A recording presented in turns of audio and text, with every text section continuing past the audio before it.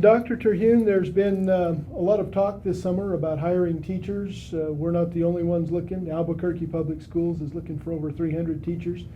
Has that been an issue for Raton?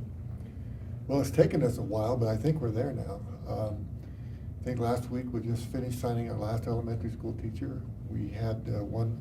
Social study. We have a remaining social studies position at the high school. Right. As a And we closed have door. one remaining position at the intermediate school. We need a 4th and 5th grade title person.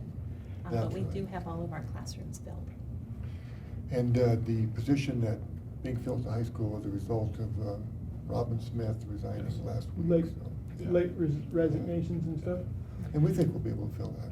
So Okay. we've been very fortunate. We're not like Albuquerque, who's got like 300 kids that still need to, 300 staff. teachers they need to fill. But we live in a beautiful town and a beautiful place, and we got a great school. People want to come here. In conversation with Ben earlier, Ben Munden, who's your maintenance superintendent, we looks like things are on schedule as far as getting things moved in the consolidation. How is it looking for you at the intermediate school, Kim? It is looking great. Our custodial staff and maintenance staff and the additional help that we hired for the summer have done an awesome job getting classrooms ready. That building needed a lot of deep cleaning and preparation for teachers moving in, and almost all of that work is done. And I know that the work on getting the playground and the swing set in is coming together, and we're making progress. Mr. Duncan, how's things going for you? Great. We'll be ready to rock and roll. Things are looking very good.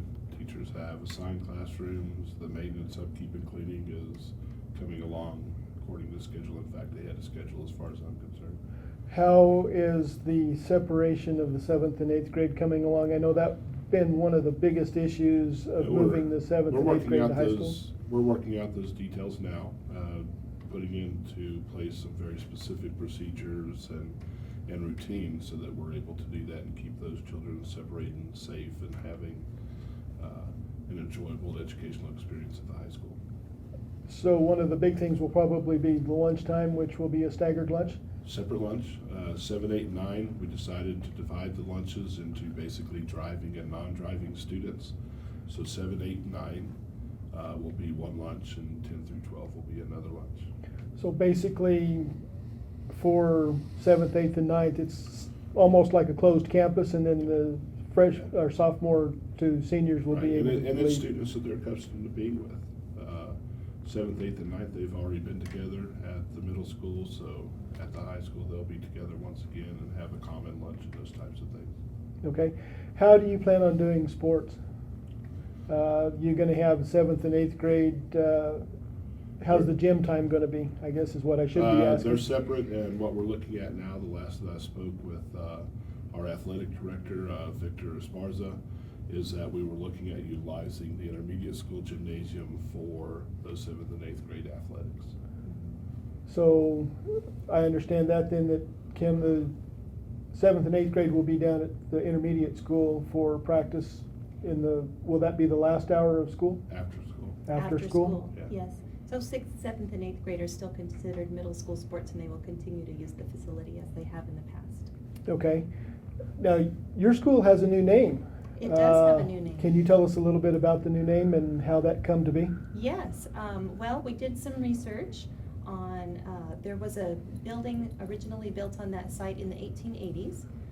In 1884, the Russell McQuiston Institute was built on that site, and it was the first public school in New Mexico. So that's kind of a claim to fame for Raton. And the primary contributor to that, to that school was a stockman and philanthropist. His name was Russell Marcy. So as a connection to that part of our history and our heritage in New Mexico, and also looking to the future and looking for developing a new identity within the Raton schools, the Russell Marcy Academy will be what the name that we'll go by. And you'll house what students up there? 3rd grade through 6th grade. So elementary, but the upper elementary grades. And is there gonna be any need for separation there, like first floor, second floor, or is everything gonna pretty much be as it has been in the past where everybody was mingled? You know, each grade will be, for the most part, contained. We do have our youngest students, our third graders, on the bottom floor, close to the office. And our fourth graders are centered. They're at one end of the building upstairs. Our fifth grade splits the middle, and our sixth graders on the other end. We do have traffic patterns set up. Well, third and fourth grade will primarily use the staircase on one end of the building, fifth and sixth grade primarily on the other end of the building. And lunches are spread out. They have some overlap, but basically we won't have situations during lunch where we have our third graders and our sixth graders together, for example. Okay. So they'll be spread out. So everything for you guys really has gone much more smoothly than possibly anticipated throughout the summer? It has definitely been a lot of work.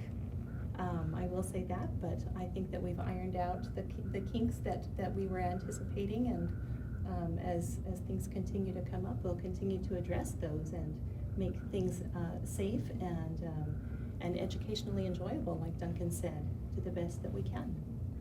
Dr. Terhune, how's the expense been on this? I know that's going to be one of the big questions that people are going to ask, is how much did it and of course you probably don't have all the figures in yet.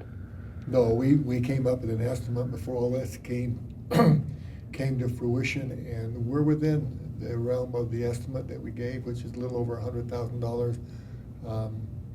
And really, we couldn't afford it, but we couldn't not afford it either, if you understand what I'm saying. We couldn't go another year the way we are and still have a budget without going into or requesting emergency supplemental. So we're going to be able to do this. We're doing it, and we have just a little bit set aside for emergencies. And the year after, we should be in a much better position budget-wise because of what we're doing this year.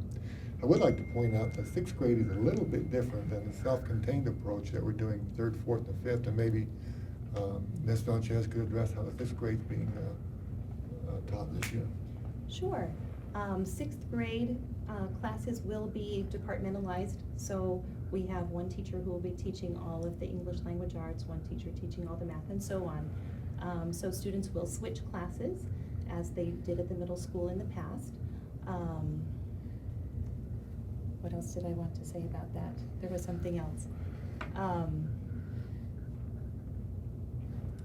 But that's preparing our young people for the 7 Right. through 12 environment, which I think was a great idea and a great initiative. And I just want to point out, I don't know if we're toward the end of our interview or not yet, Marty, but it was a lot of work, and we are ahead of schedule. We have got some very competent administrators and teacher leaders that have been working really, really hard. And they've worked well beyond the days that they've been contracted for. And I haven't yet heard a request for for wages earned, but they've done a great job, and this community should be very, very pleased with the work that they've done. How is special ed going to be handled in some of this with the new consolidation? Well, it's going to remain similar to what we've done in the last couple of years.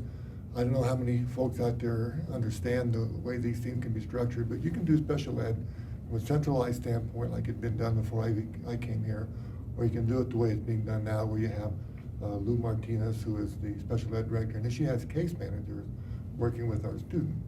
And so the responsibility lies within each building to help the kids be placed appropriately in accordance with their IEP.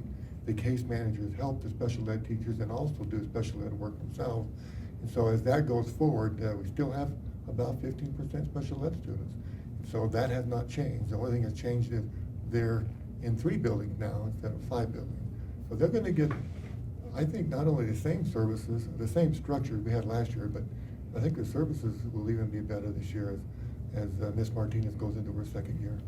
Okay, and sports, once again, we'll revisit that one real quick. We've got all the coaches and everything hired for the fall sports, and everything's looking good. As far as that goes, practice times are coordinated accordingly. No 7th hour athletics now. No 7th hour athletics this year. We do have 2 classes that are scheduled 7th hour that dance and cheer. They're year-round, they're competition-based, And so you don't have the influx of students in and out of those classes, so we did set those up as a separate class. We're ready to go. I think our coaches and our students are ready, and we'll fine tune all of those scheduling issues. I think the benefit that we have is that we have an athletic director who's committed to making our athletic programs successful, and that they're equitable, and all of those things are taken care of. Okay, very good. Thank you, guys. You bet, you're welcome.